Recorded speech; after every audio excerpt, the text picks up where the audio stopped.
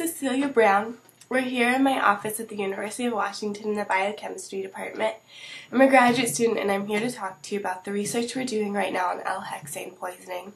It's very rare, but the scientific community is concerned at the rise in recent cases of L-hexane poisoning. We think it's due to the recent increase in industrial usage of chemicals like dimethicone and butyl methylpropanol. We are so concerned with the Apple Corporation in particular because we've seen so many cases associated with the company. Hundreds of cases have been found with connections either to their factories overseas or their contaminated products here.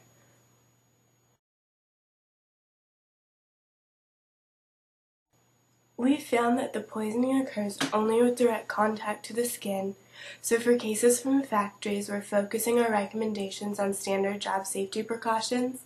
Governments in India and China do not enact similar regulatory policies as the Occupational Safety and Health Administration, or OSHA, does here in America. But we're urging Apple to take responsibility anyway and provide its workers with proper and very basic safety equipment such as gloves, goggles, and gowns when working with hazardous chemicals. We urge you to sign the petition. Thousands of people have signed, and we would appreciate any support. However, we are most concerned with the rare cases that occur from the contaminated product. The chemicals that contain L-hexane are used as cleaning agents for the glass screen. Some screens still contain a residue. When the cleaning agents are left on the phone too long, a chemical reaction will occur and L-hexane will bond to the screen, leaving a layer of poison. Around 4 million iPhones are sold each month, and it is a fraction of a percent that is contaminated. We don't want to start a panic, but we do want to raise awareness, especially because Apple doesn't seem to be addressing the problem. When the poison comes in direct contact with the skin, it causes damage to the nervous and lymphatic systems. L-hexane is a compound that emits toxic radiation in the form of lambda waves. They penetrate your skin and damage the lymph nodes and synapses. Most cases begin with the development of flu-like symptoms and progress to a rash. When people hold the phone up to their face while talking, or when they constantly hold the phone in their hand while texting, they will begin to develop a rash in that area. When trying to narrow down the time window of when exposure becomes toxic, but most cases appear to take 3 months to get to the rash stage. At 3 months, the poisoning and rash can be treated with 3 injections of acetazolamide. If untreated and direct exposure continues, the patient will suffer irreversible paralysis. In the meantime, we're urging everybody with a new phone bought within a year to buy screen protectors for them. We've focused on Apple because it's the most popular brand. They sell more phones, so there have been more outbreaks for us to study. Other companies have similar problems because these cleaning agents have become very common recently. Since this poisoning is so rare, there aren't as many cases associated with these companies that sell us phones. So buy a screen protector, whatever the brand, to prevent direct contact. It's the best preventative measure possible, and it's an incredibly cheap way to save your life.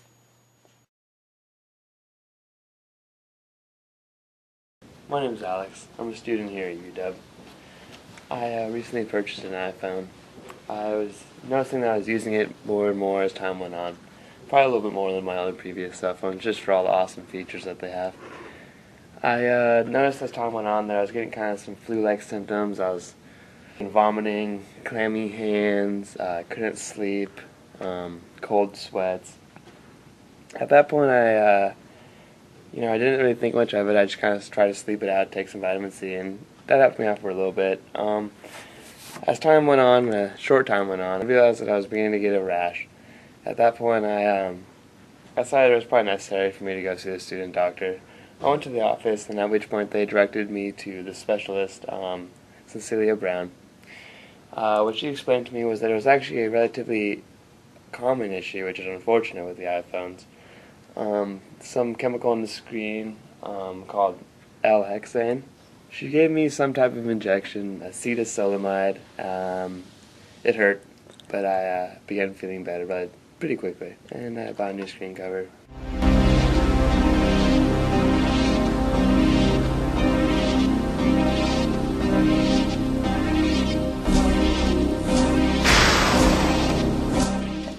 Hi, I'm Emily. I'm a student here at UW. About 2 months ago, I purchased my iPhone 4 that was just newly released, and about 2 weeks after having it, I started getting flu-like symptoms, and a couple days after that, I looked down at my hands and realized I was getting rash symptoms. So I went to the student clinic, which I was introduced to Cecilia Brown, who diagnosed me with having L-hexane poisoning. After I was diagnosed with the poisoning, I got a few injections which cleared up my hands completely, no more rashes and no more flu-like symptoms. She told me that the toxins from the screen from the iPhone 4 and the direct contact with my skin was creating my illness. So in order to prevent it, all I need to do was just buy a thin screen saver, and you just put it on top of your screen, and it prevents any kind of other illness you might include.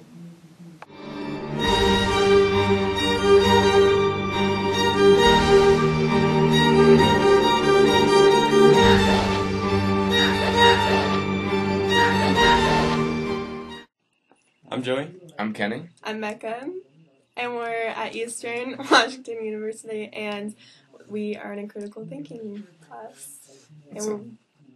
So you just saw our video. We did iPhone poisoning from L-hexane, and we tried to appeal to ignorance, fear, authority, and the masses.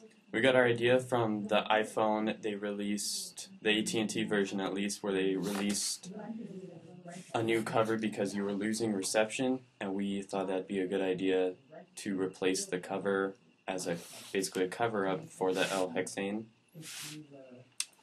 We made the whole thing. You can't get any poisoning from the screen if you buy it from the store. And we made up the name L-hexane and like all the other medical terms we got from a bottle of a lotion container. So it's not true. None of it's true.